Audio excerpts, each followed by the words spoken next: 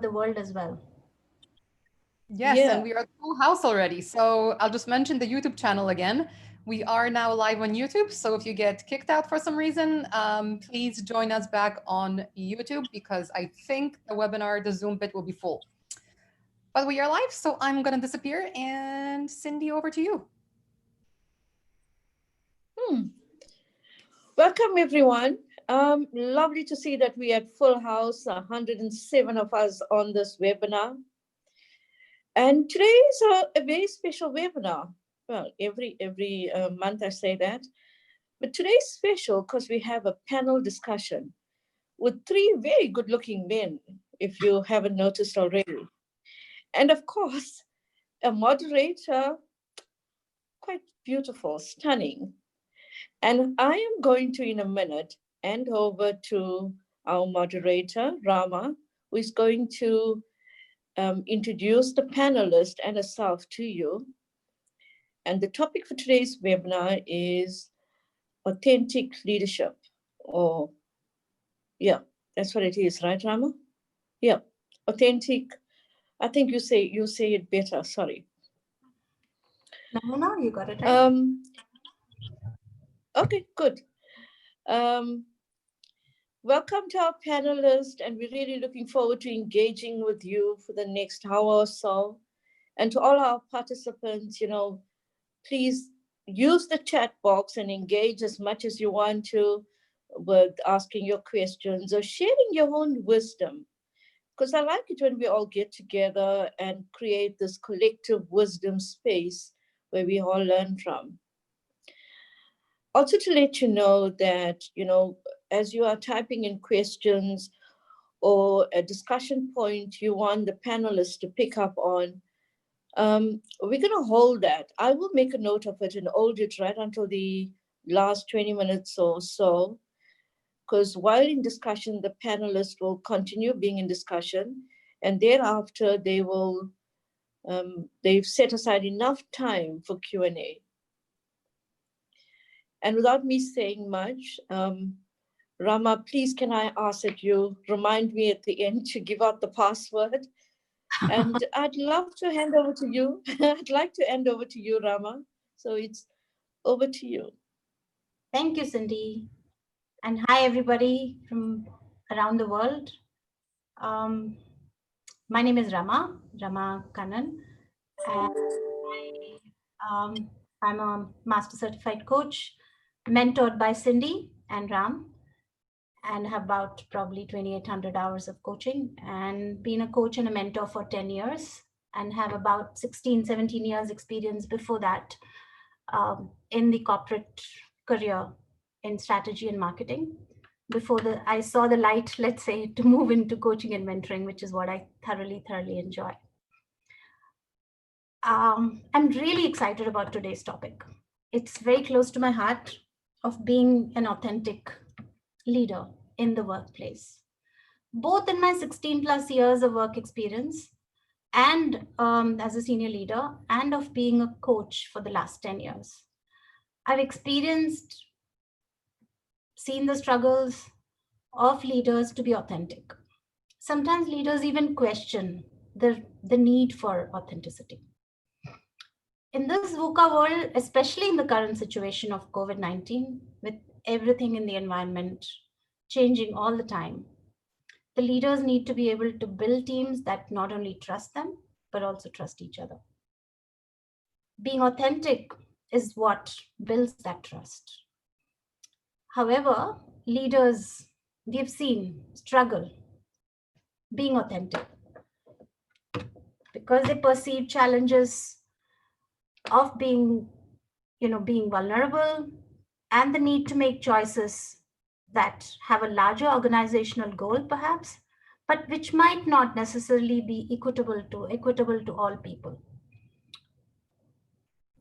With that, the reason why we have the panel discussion today is we thought it would be very important to bring people who are leaders, who are leading teams globally. And so I'm very privileged to have three people with phenomenal experience in the panel who have faced that quandary that we're talking about many times, leading teams. And they've been leading teams for decades. And I'm really thankful that they are here with us, sharing their experience and their learnings. Let me start with three of them. There are Ramakrishnan, there is Mahesh Balani, and there is Ramesh Sreedharan, as you can see on your screen. Let me start with Ram. Ram has been in the banking and financial services industry for over 30 years, in leading local and international banks across India, Australia, and Taiwan.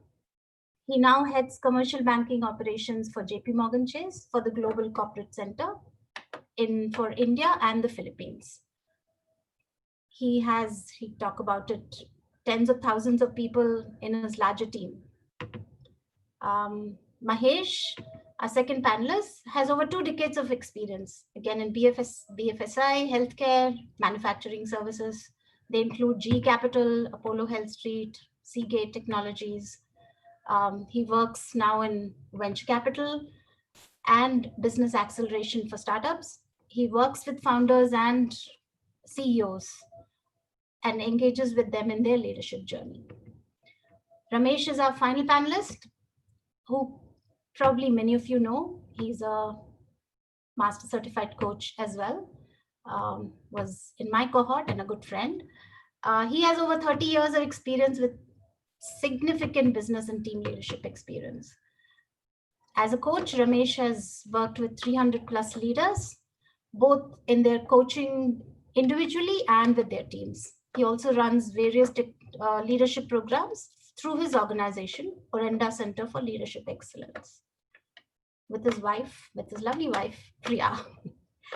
I missed adding something, that both Ram and Mahesh are also in their coaching journeys. Mahesh is already an ACC and on the way to becoming a PCC, is already under training. And Ram, again, also is on the coaching journey. And we will talk about it during the panel discussion, how the coaching has influenced their leadership styles. With that, let me begin by asking the panelists, what does authentic leader mean for them? And what are the characteristics that showcase it? Mahesh, why don't I start with you? Love to hear, an example, how it has impacted you. What does authentic leader mean for you? What are characteristics that you think are important? Sure. Rama, before you can answer, may I invite the attendees, while our panelists are discussing what does authentic leadership mean for them, may I invite you into the chat box to also type in, what does authentic leadership mean for you? Thanks. Sorry, Rama. No, thank you. I meant to say that. Thank you for adding in. Yes, absolutely. Okay. Yes, Mahesh. Okay, so first of all, thank you for asking me to be a part of this panel. I'm not sure if I'm probably the best suited to speak on competencies. I'm still a learner, even though I'm ACC certified. But I really feel honored and privileged because I think many of the participants are probably coaches and colleagues that I've worked with and grown together with. So it really feels privileged to be a part of this panel. So thanks a lot for asking me to speak today. So I have, again, from a very personal experience, I look at authenticity sort of in 2 dimensions or 2 aspects to authenticity, or what it means to be an authentic leader. I think the first one, the way I see it is, are you authentic with yourself? I think that's the first question we all need to ask ourselves. Are we accepting of our own imperfections? Are we comfortable with the fact that we may not know everything? Are we okay to acknowledge that in public, that we may not have the answer, and that's absolutely fine? I think just being true to yourself and realizing that I myself don't have everything that I need in order to be successful or carry on in life. That to me is the first sort of aspect of being authentic. And the other, I look at it from a point of view of how do we interact with others or how do we engage with others. It's in our behavior, it's in the way we speak. And it's about being kind to others. It's about being fair, being transparent. It's about, you're always in situations where one cannot share a lot of confidential information, for example. And I've been in corporate for many, many years working with businesses. There are times when one is not able to share everything, but as long as you let people know what the logic or what the rationale is behind a decision like that, then I think that's an aspect of being authentic.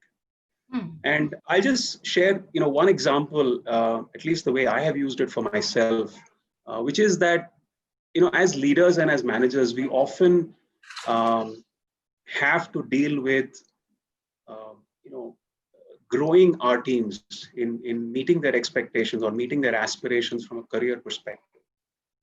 Especially in large teams, you have so many people that you work with, and you have to deal with, all of their aspirations. So, and all of them want to grow, right? But there's only so many promotions that you can do. How do you, in those situations, still be authentic, knowing very well that if you had 5 people in your team, there's only one person who can actually get promoted or who can get that next role. And setting that expectation with every individual in that group, that look, getting promoted or not getting promoted is really an outcome. But still letting them know that they are an extremely valuable part of that team. And it's really that the team is delivering to the, either the customer expectation or the management's expectation. But it's not always possible for everyone to grow, or even setting an expectation saying, hey, look, it's going to take you 2 years in order to grow. I think, at least in my experience, what I've seen is that a lot of my team members have felt extremely comfortable knowing how long or whether or not they're going to get promoted or not. So all I'm saying is that A, accept the fact that you may not have it all within you. And B, you may also find that same kind of imperfections or incompleteness in others. But how do you kindly let them know and help them along that journey? I think to me, that is being authentic. That's great. I mean, so you're saying being first authentic to yourself, and I heard you also say being open and direct with others and being kind along with that. Right. What you would call being authentic for you. Right. Okay, we'll come back to maybe some examples of where you have, you also talked about imperfections within you or in somebody else. How do you share that? So maybe we can come back to that to talk about that part of it, because that's not easy for a leader perhaps to share. So it'll be great to know that. Ram, what about you? What do you think authenticity in leadership is all about? Thanks, Rama. Again, similar to what Mahesh said, thanks for inviting me to be a panelist. I'm deeply honored. It's a privilege. My thoughts on authentic leadership. So I'm going to take a slightly historical perspective to this to say that authenticity to leadership is not something new. It has existed since ages. I mean, there are slokas in the Mahabharata which talk about manasa vacha karmana, which actually means that whatever you do, it has to start from the mind, and then that translates into the word, and then that translates into deeds or actions. And similar examples of this can be found, in Tibetan Buddhism, in Zoroastrianism, etc., where there is a very clear connection between what the mind thinks, conjures up, how that is translated into spoken word, and how that is then translated into action.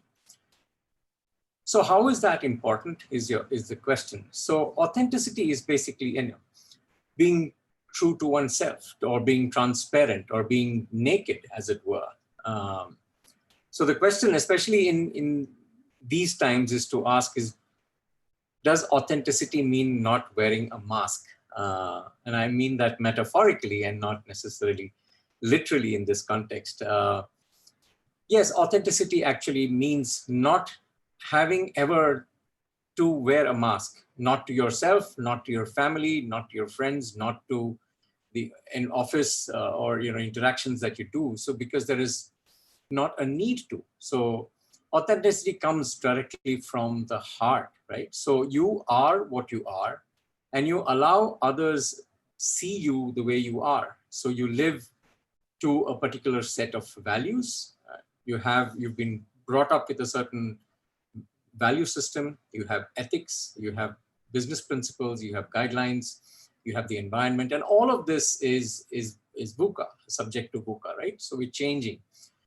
So an authentic leader, I would say, is a person who manages to retain this transparency throughout her or his journey towards being a leader of people, right? So, and that talks about what Mahesh just alluded to. So it's a variety of things that it's like a complex recipe. There's not just one answer to it. So it talks about, your value system, your ethics. So how do you show compassion? How do you bring trust?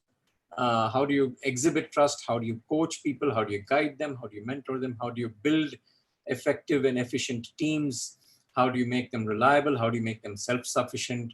So what are the complex set of variables that are required to make this person be authentic? And I would say that there are some basic ingredients and there are some others which could change depending on the situation or depending on the nature of things. So it could be trust, ethics, aligning values, having real conversations with people, being approachable, being compassionate, being kind, at the same time being firm about results, right? So I'd say it's an algorithm and it's an equation. It does not necessarily mean that one size would fit all, though there are certain broad guidelines and principles that we would like to follow. See, you drew from various religions, epics to talk about what it may mean, and about how it would need to be compassionate, to be kind yet candid, firm when needed, and so on. So we can come back to. I'd love to hear examples of when you feel clearly are saying you're authentic all the time. It needs to be, but when it has been perceived to be authentic as well, and how has that shown in the workplace? I'll come back to it. Maybe first hear from Ramesh as to what his take is on being an authentic leader. Thanks, Rama. So, I want to sort of step back a bit, Rama, and you talked about the VUCA world, right? And probably drawn some history like Ram did. So VUCA was a term which was coined by the army. Actually the American army, and it talks about the state of war, right? And in state of war, when you visualize war, you're talking about a lot of smoke. Nothing is clear. The intent that you go in with is not what happens. So in the current scenario, in a way, from a topic standpoint, is so critical because today I think that's what leaders face. There is absolutely no way somebody can state a three-year strategy and execute on it and make sure it happens. It may happen, but probably the way to get there is going to be just like what happens in a war. You find your own way to get there. And to do that, you have to make sure people trust you. And that's the fundamental need for authenticity.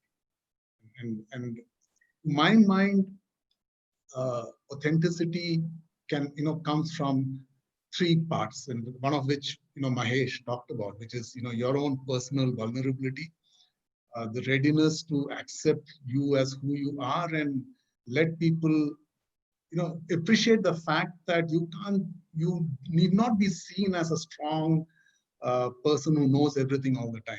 That's probably the first fundamental part of it. The second part of it, and which I think can become a big challenge, is what you mentioned, Rama, value-based choices. So value-based choices is about the ability for a leader to figure out what is the right thing to do for everybody at any point of time. And especially in a VUCA world where choices keep changing all the time, readiness to let go of those choices sometimes, accept that the choice that you made sometimes is wrong. So which means vulnerability comes in very importantly at that point in time. And take a new path if necessary, and make sure people trust you and come along with you, and you're able to get that, get people to engage with you in that standpoint. And that brings me to the third piece, which is the engagement part. Engagement, in my mind, I think the easiest ways to define how to engage constructively is emotional intelligence. It's a big term, but probably the easiest way to define a constructive way of engaging. So that's to me what authenticity is these three pillars, sort of. So 3 pillars of vulnerability, of value-based choices working, Yes. and of being emotional intelligence, which is about both inter and self knowledge in terms of how you deal with. Ramesh, do you want to talk about maybe an example of taking on how, as when you were leading a team, is there some place where you felt that it was so clear that you were, to everybody, that you were being so authentic as a leader? Did you get anything from any of your teams? So unfortunately, Rama, nobody tells you you're being authentic or not, right? So it's something which, for example, right now, in this group, if all of us didn't trust each other, we wouldn't be saying what we have to say, right? So authenticity is something that you sense, and I think people around you sense it very, very, very quickly. So I was talking to a friend of mine today afternoon about a webinar that I was part of 3 days back, where it was so easy to be authentic because it was a group of about 15 odd people. But for some reason, the group created a sense of trust. Most of us didn't know each other, but they created a sense of trust. So it was very easy to be authentic. Going back to examples of what it was when working, I guess it's about being able to take tough decisions and people actually realizing and agreeing that it is the right thing to do. They may not agree, they may get upset at that point in time, but in the long term, they still stick with you. They still appreciate what you're doing. I don't know. I'll probably leave it to Ram and Mahesh. What are the other indications? But it's not an easy question to answer. So it's very difficult to give an example of an act of authenticity. So let me put it this way. Probably the most difficult act of authenticity is firing somebody. How do you really do it without, because it's the right thing to do for that person and for the organization, right? How do you make sure the person understands that and it doesn't become a nasty situation, for example? And I think the best test of authenticity is at that point in time. If you can get an exit conversation done without the person, ending up going and filing for example, a harassment case or disagreeing with what you do and then going and talking to HR about it and things like that, is probably the best example. Yeah. And so they trusted you for doing what is best for the organization and for themselves. That's what I'm hearing. That's great. Mahesh, let me turn to you. You talked about, you started talking about the perhaps the vulnerability which Ramesh picked up.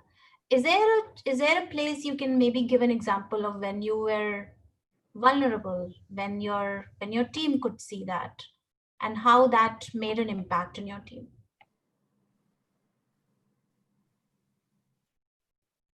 Is Mahesh frozen? I think so. Oh, no, he's back. Okay. Yeah. Mahesh, did you hear what I was asking? No, I'm sorry. I got momentarily disconnected. I'm just saying you were the one who. But I did hear what Ramesh said, so I can. No, you were talking Please. about the vulnerability part, right? Maybe the when you first talked about being authentic. I'd love to know if there are examples of when you felt you were vulnerable, that you felt you were, perhaps you didn't have it all and could share it with your team. What was that like? And what was, maybe, is there an example that you could actually share with us today? Okay, today it seems like the time Mahesh is not able to. So I can actually share an example, and it's a very stark example. Okay, so that while Mahesh comes back. Yeah. So it so happened that I got hired into one of my earlier organizations as a master black belt, which is master black belt is somebody who's supposed to know something about Six Sigma, and I didn't know how to spell it. And I had 13 people working for me. The interesting part is, and almost most of that group actually were people who were just starting off and needed to get trained and certified and all that. So I actually went and told them, I said, guys, I don't know anything about Six Sigma. What do you suggest? So they actually rallied together and said, let us learn together. And we created a forum which met once a week for about 3 hours, where we either shared content and spoke about it, or a problem which everybody's tried to get together and solve. I still remember the name of that forum. It was ETM. It is therefore I am. Okay, it is what it is. So it's a very stark example for me. So being actually sharing with your team what you didn't know and getting them to. So Mahesh, you are the Six Sigma. You have that. And Ramesh was just sharing that he didn't know anything about it and shared that with his team.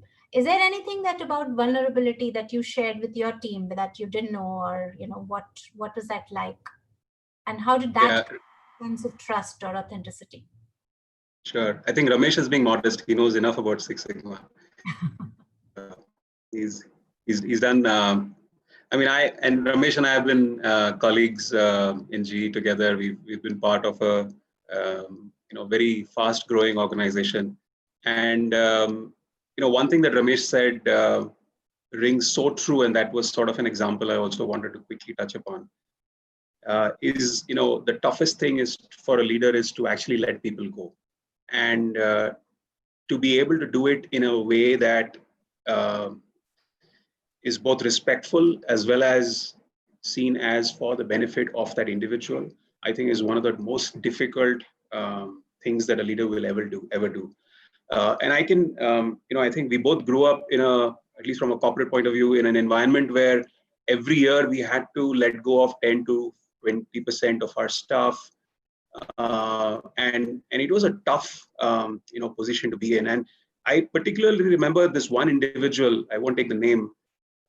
It was very early in my operations career, and in a couple of months, I realized that this person is really not cutting it, right?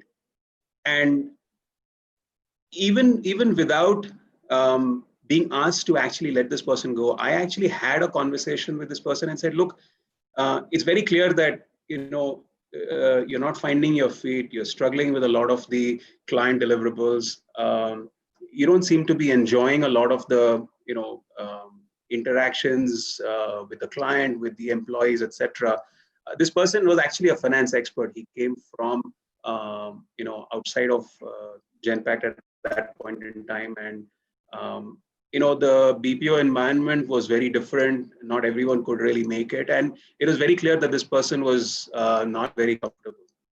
At a time when I didn't really have to let this person go, one of the tough decisions I still remember that conversation, it was almost 10, 12 years ago, was that I actually sat him down and asked him, what does he think of his own performance? And if you are genuine in your tone, if you show the concern, I refer to being kind.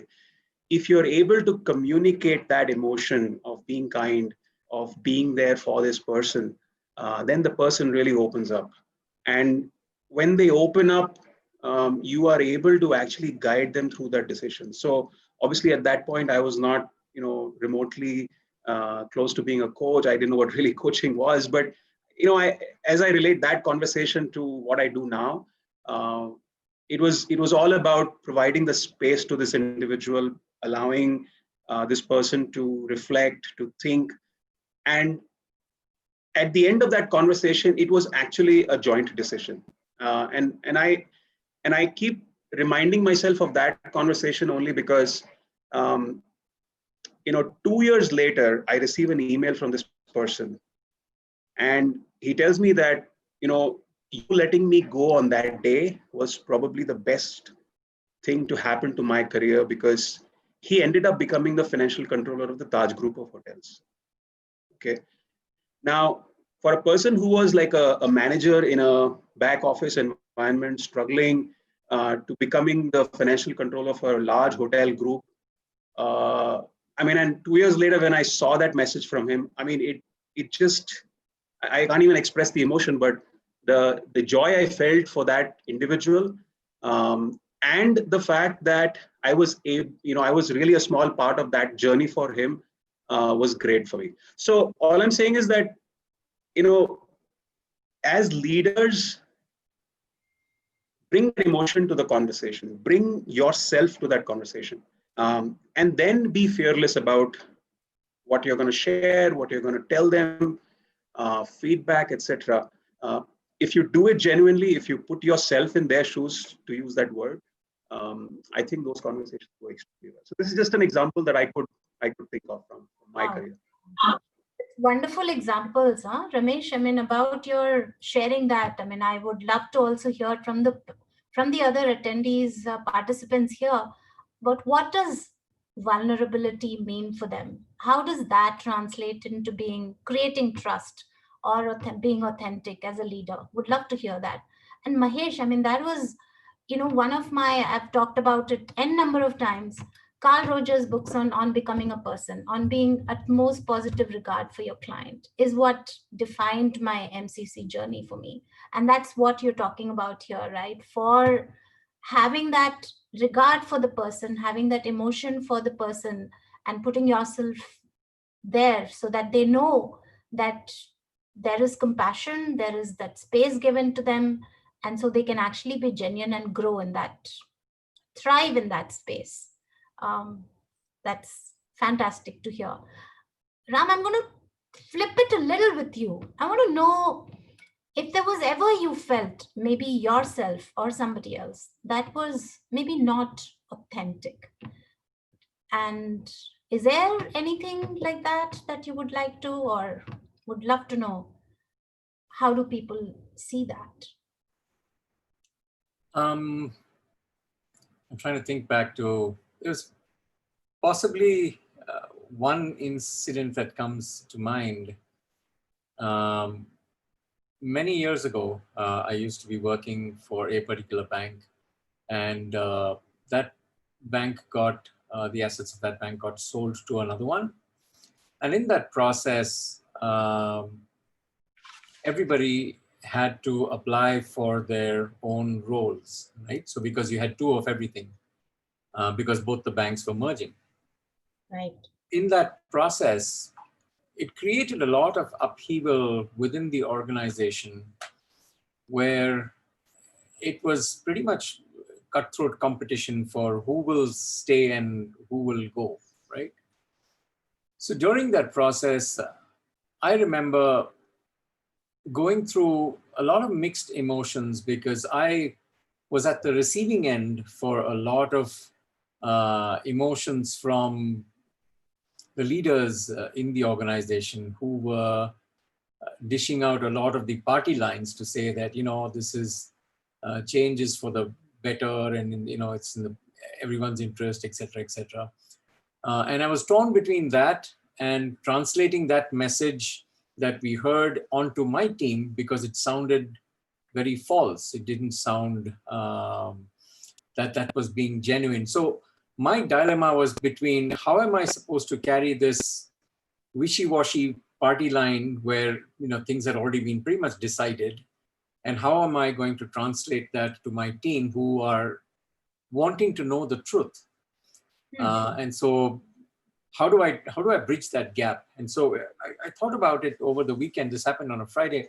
I thought about it over the weekend, saying, should I just translate that party line back onto everybody on Monday morning and saying, hey guys, this is the message I've got, so deal with it? Or should I think differently? So it was a fairly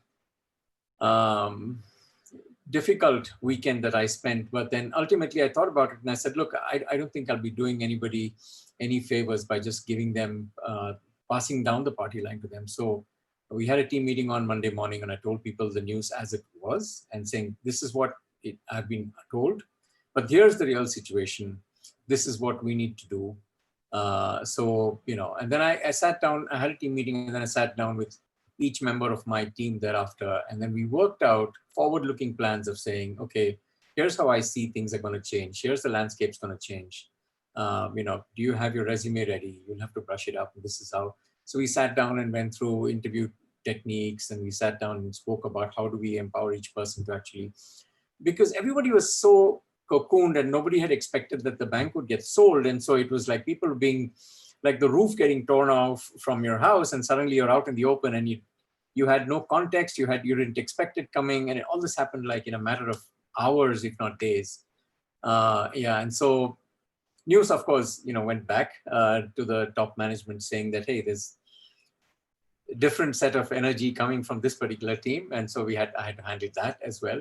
And I stood up and I said, look, you know, I didn't believe that I needed to be inauthentic or to spread a false message amongst my people, because I think I owe them the truth, and I worked with them for a few years now, and I think that I owe that to them.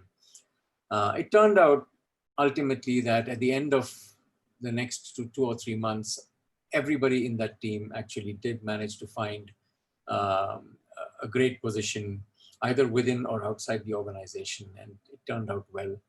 But for me, the dilemma was getting torn between, should I just toe the party line and carry on regardless, or should I then flip it and be authentic? And I'm glad I took that decision then. And I can imagine that your team really respects you for that and will always probably quote you for having done that. You know, I saw a couple of questions which are coming in the chat box, which a couple of them were really interesting. One on, you know, how do you create the perception of being authentic, not just being authentic? And the second, I think somewhere else was about how do you be pragmatic and diplomatic? How do you reconcile that with being authentic? Do Ramesh, Mahesh, do any of you want to take that up? So, I'll take the first one, Rama, if that is okay for the group. You know, how do you become authentic? I don't think, so personally, I don't think it's a question that, or it's a skill. It's not a skill, right? So it's not something which you can just learn and do. I think it's about being self-aware of who you are and what you feel at any point of time. How do you respond to situations? I think the points that each panelist was making, you know, can you, actually, I'm just watching, I'm seeing Ganga Priya type here. Vulnerability is about accepting that you can fail, make mistakes. So it's about your own, you know, your own readiness to accept yourself is probably the first part. So self-awareness probably step one to becoming authentic. Two is, and I probably, you know, here I, you know, like to actually quote one of my ex-bosses, a gentleman called VUCA. You know, some tough times you know, I worked with him for some very tough times. And one thing he told me is, you know, Ramesh, just make sure you have your CV ready in your pocket. And that helps. So whatever happens, you know, I'm ready. It doesn't matter whatever happens, right? And I think it takes, so the second part of it is actually being ready to take that risk in whatever way it comes. Make sure you stand by, you know, doing what is right. And sometimes it is tough. It can be really nasty sometimes, right? And there's another question in the chat box there by, I think, sorry, in the question Q&A by, yeah, Amit, who says, what do you do when you when you find authenticity missing at the topmost leadership in the organization? It's a tough question. I don't really have an answer for that. I don't know.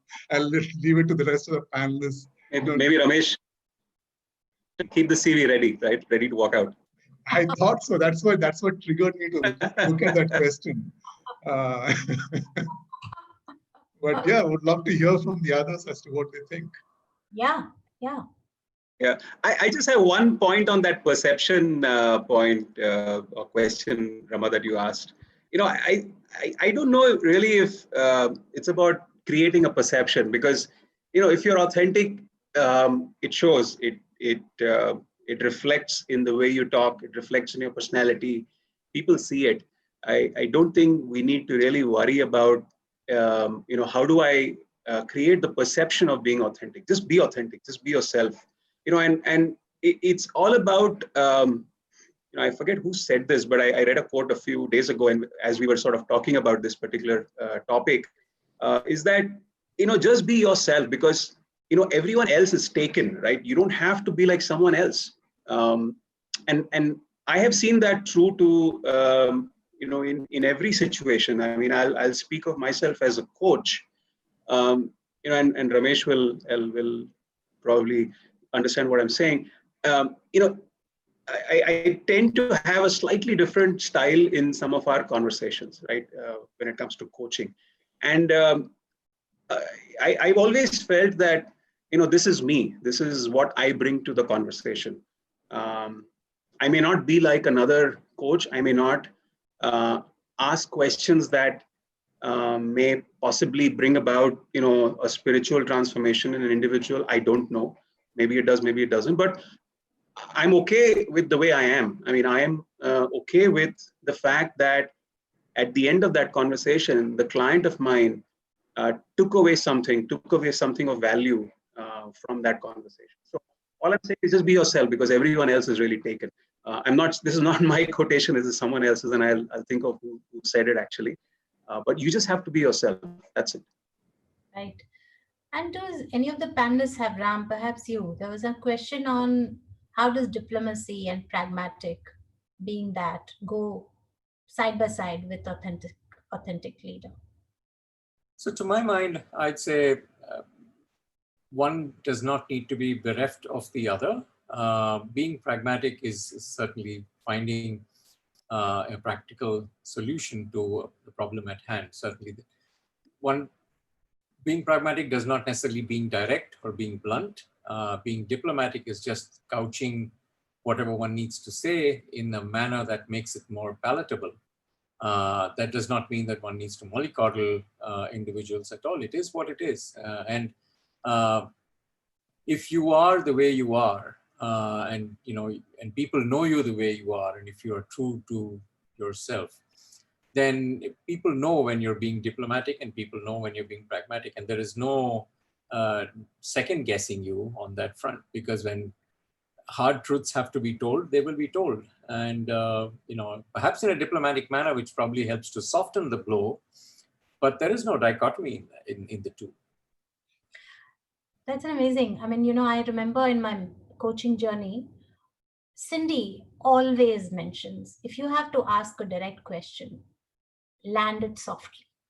If there is direct communication to be had, when you have to mention to anyone which you're hearing from them, and be authentic with them, right? And be open with them as to it's a conversation that you're having with a friend. Keep it that way and always land it softly. And that's what you're saying, that you can, be authentic and land it softly. Absolutely.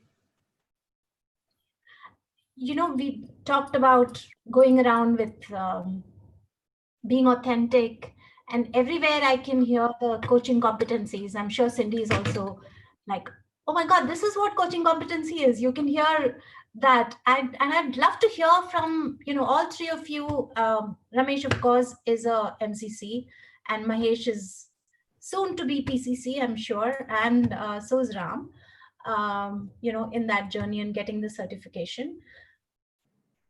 So when I was thinking about what you're talking about, the coaching competencies are just out there, right? The CC3 talks it straight away as establishing trust and intimacy, which is what we have been talking about now, about how being authentic is what is needed to be creating trust, and being trustworthy and creating that trust is what is going to make you a great leader.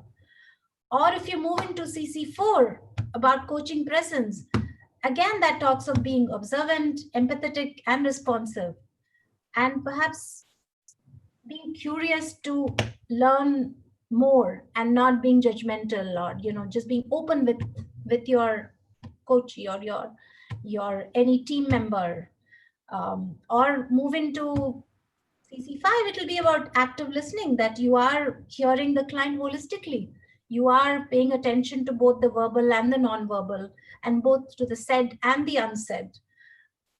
And we just talked about direct communication as well, how to be clear and, and share with them and providing feedback. How do you think this journey for you has perhaps impacted being a leader? Mahesh, why don't I go with you?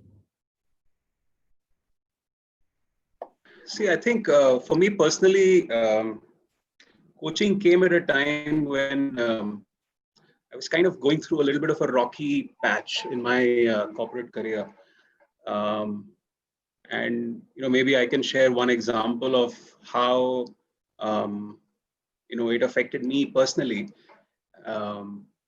And as I look back to that time, I felt that and there was a phase when things were not really falling in place, and I'm sure all of us have been through that at some point in our careers, right?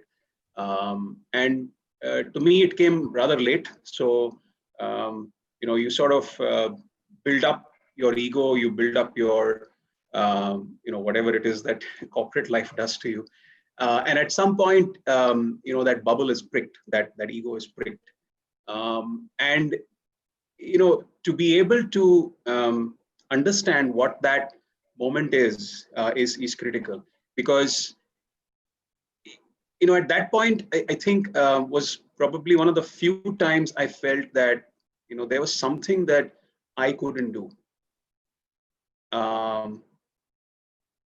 That phase was tough. It wasn't easy for me. I since then left that life and moved on to something else, and coaching came along. And I think one of the things it did to me was to be able to self-introspect. So for me, the coaching journey has been extremely beneficial, more for looking within, looking at what I am, what and I spoke about imperfections at the beginning of this conversation. What are those imperfections within me? And knowing those and be able to be okay with it, comfortable with it, and even be vulnerable about it, I think brought about a significant shift in the way I grew as a leader. Since then, I've had a number of similar situations in my consulting work, in my corporate work since then, where I've had the chance to be in similar situations, and being aware of what I can and cannot do has really helped me in that journey. So just speaking from that perspective, the coaching journey has brought out those additional competencies as a leader, I think. Right. And so that's impacted the way you interact with the people that you're working with. That's great to hear.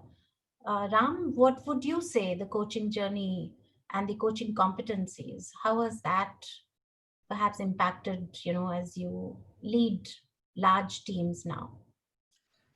When I started the journey, I really didn't know what to expect. But as we got introduced into the process, one began to appreciate how beautifully the entire coaching process is organized, that it kind of gets you to follow a very structured, methodical kind of routine, which allows you to get to the cut to the chase really quickly, and it allows you. And I was sharing with Ramesh earlier as well to say, today, there is a lot more awareness about many things that go on during a conversation that I would not perhaps have noticed earlier. They would have been there, but it just didn't draw my attention. But now, when you're having a conversation with somebody, you're also conscious of the tone, the texture of the conversation, the choice of words, the tonality, and how it is said, how the person responds, how the person has chosen to articulate a sentiment, and therefore the emotion that goes behind that. And then the other thing that we also learned was how not to use the word why. And then initially I did find it quite intriguing and difficult, because it's so natural to ask why, because you just get with it really quickly, and then you had to find out interesting ways of how not to use why in a sentence, and how to invite an open-ended questions, so that you're not really boxing people into forcing an answer out of them one way or another with a yes and a no.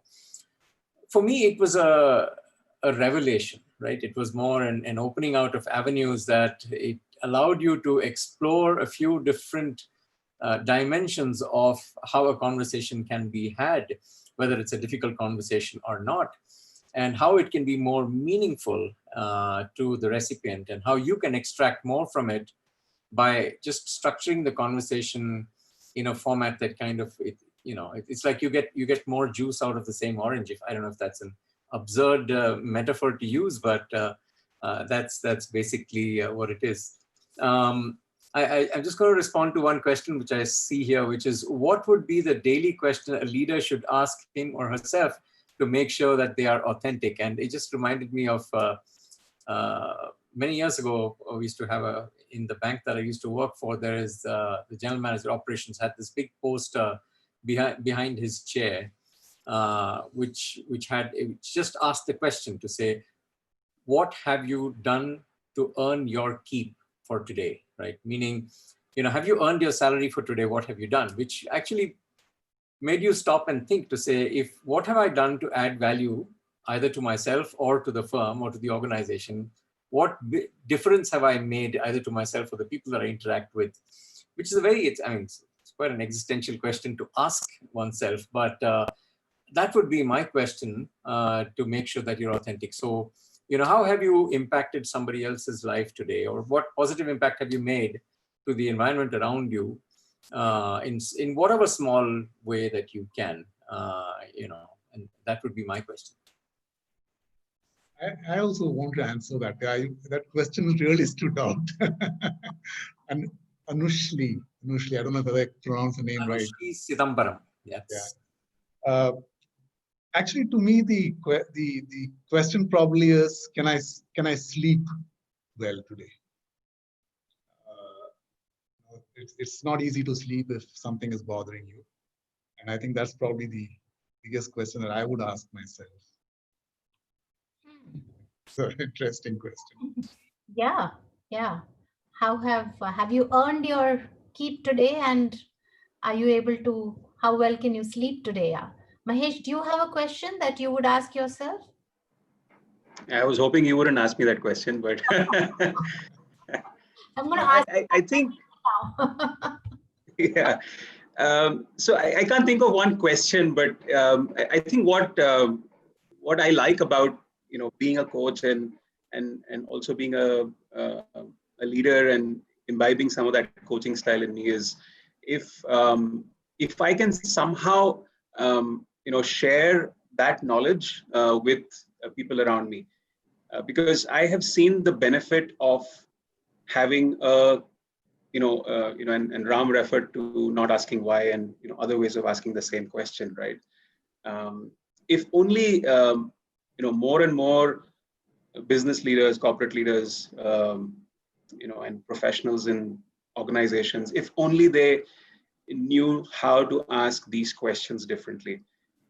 There's so much more that one can get out of our teams, out of people we work with, by just asking powerful questions. And I think that's the one competency that to me really stands out, because that's what really a coach is doing, right? They're asking questions, and to be able to ask good, powerful questions to get the other person to start thinking is probably the one thing I would ask myself as a coach on a daily basis. Hey, what am I, or how am I asking that same question differently? And is there a way I can share that same experience with other people so that they ask better questions?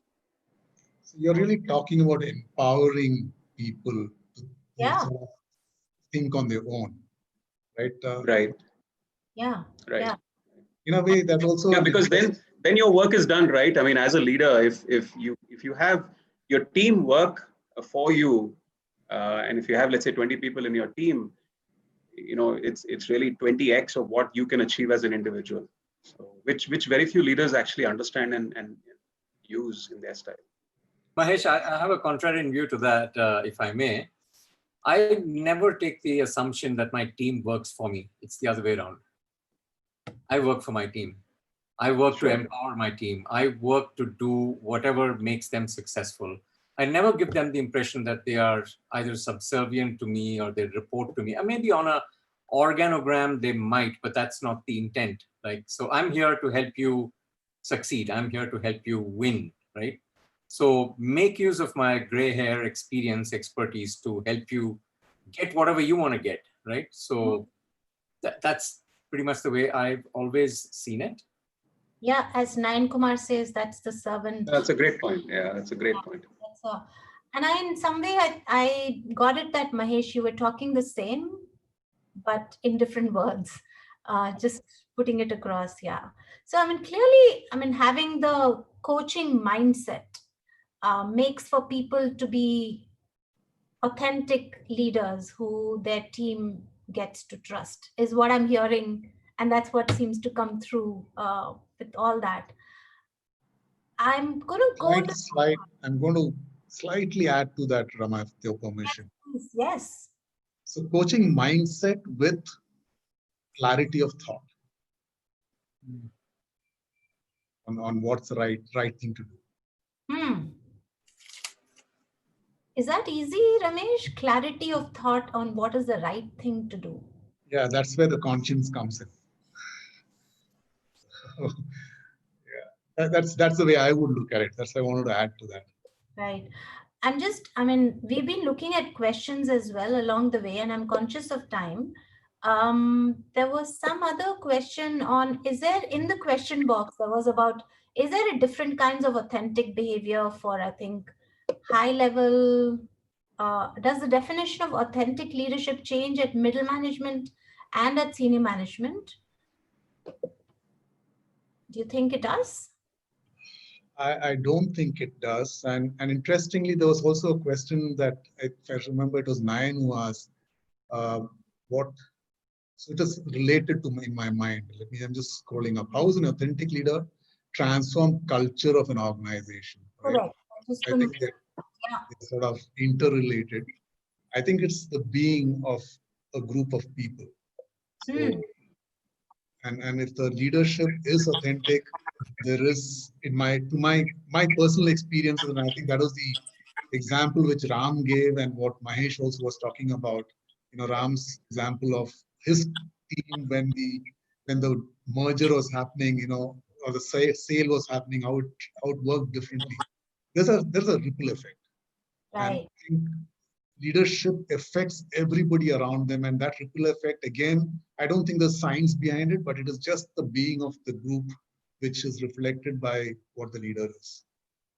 Now I hear everybody talking about how it's a sense, the authenticity is, it's not easy to maybe put in words. But people who are actually growing into being leaders and in that ladder, are there any tools, any tips that any of you may have which will help them in that path?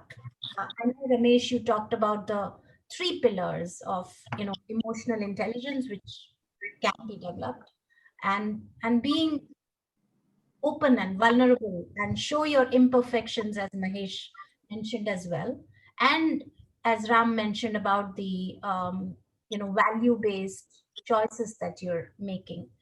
But are there any, any tips, any books, any tools which may help people? And again, I mean, this is an open invitation to all the attendees as well.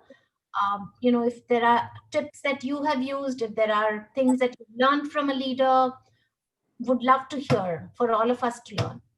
Just put it in the chat. It would be great. Rama, if I may take 1 minute, please, while everybody's typing your question on tools, tips, books, whatever. To all the attendees, I have typed the password into the chat. And in case you didn't see that, the password for today's webinar is orange, you glad. Orange as in the fruit or the color orange. Orange, you glad. And I did come up with that. I got to be quite authentic. That's Magda's creativity. Orange, you glad. Remember it. There we go. Back to us. Go ahead, Rama. Just in the chat box for anybody who needs to see it. Yeah. And attendees, we'll take about 5 more minutes to round up on this. If you're okay with that. Yes. Go ahead, Rama. Yeah, just would love to hear from, Ram, do you want to start off? Are there any tools and tips that you want to share with the people? And again, anybody who wants to put it in the attendees, participants, please go ahead and type. I just happened to read recently something which Bill George had written about the VUCA world. So we all know VUCA as being the acronym for volatility, uncertainty, complexity, and ambiguity. So Bill George, and you can, if you all haven't heard of him, you all can look him up. There are lots of TED Talks and YouTube videos on Bill George. So his VUCA 2.0 to address the VUCA 1.0 is actually vision, understanding, courage, and adaptability. And I found that quite interesting to see that, here's something which leaders of today can use to kind of help to offset the VUCA isms of today's world. That's fascinating. Ramesh, do you have anything that you think can help? So I'm not a tools person, Rama. So I don't believe in tools and ticking off things. But having said that, one component of what we spoke out, which is emotional intelligence, is competency based. And I think you can develop those competencies. And that's probably the first step towards it. The other pieces around, your conscience and things like that, you just have to build it through self-awareness. To feel for yourself as to what's happening with you. Now, are you comfortable with yourself? Questions of that kind probably are what I would ask. If you're not comfortable with yourself, there is something wrong in the way of, or the way you are or what you're doing. Wow. Okay. To be comfortable with yourself. And I think Mahesh mentioned that as well, right? Being truthful with yourself. Mahesh, are those the ones that you would have as well? Or is there anything that you would like to? I don't have a tip or a tool, but I think what I feel as leaders or managers or professionals, really, we all can benefit from is to look within. And, different people have different ways of doing it. Some pray, some meditate. I personally do a little bit of meditation, not a whole lot, but what I see also helps is, just spending time with yourself. And if you are able to take, 15 minutes out of your day and be able to just be with yourself and look within and start to reflect on what you are as an individual, I think the rest of the day, the interactions throughout the day, and for you to be authentic or whatever else you need to be as a leader, it just comes out very naturally. So you don't have to necessarily, be cast in a mold. You don't have to necessarily be like another leader. Have your own style, have your own, do what works best for you. But what I have seen benefit me is if I'm able to spend time with myself, with my thoughts, look within. I think it has helped me a lot. So I would just share that as a tip for everyone. Yeah. That reflection time, somebody else. Absolutely. Me time. Yeah. Cindy, do you want to add something to it? Is there something that Yeah, you know, what I want to say, Rama, you know, I love the way the panel and you interacted today. I felt like I was in engagement and in conversation with each one of you as you spoke. So, you know, talking about trust and authentic, it showed up and in, you know, in a lovely way. And the thing I want to say is, you know, as you and the panelists go into any kind of closing thoughts, I wanted to say to the attendees, thank you all for attending. Please, you know, if there's anything you're taking away from the session or you want to comment on the session, do so in the chat box. Our panelists would love to hear from you. absolutely. And join us next month when our webinar, when we have live coaching from yeah, that's all I want to say. The rest is a surprise. So we have some live coaching next month, and the one, let's see, next month is June and July. We have 2 live coaching sessions.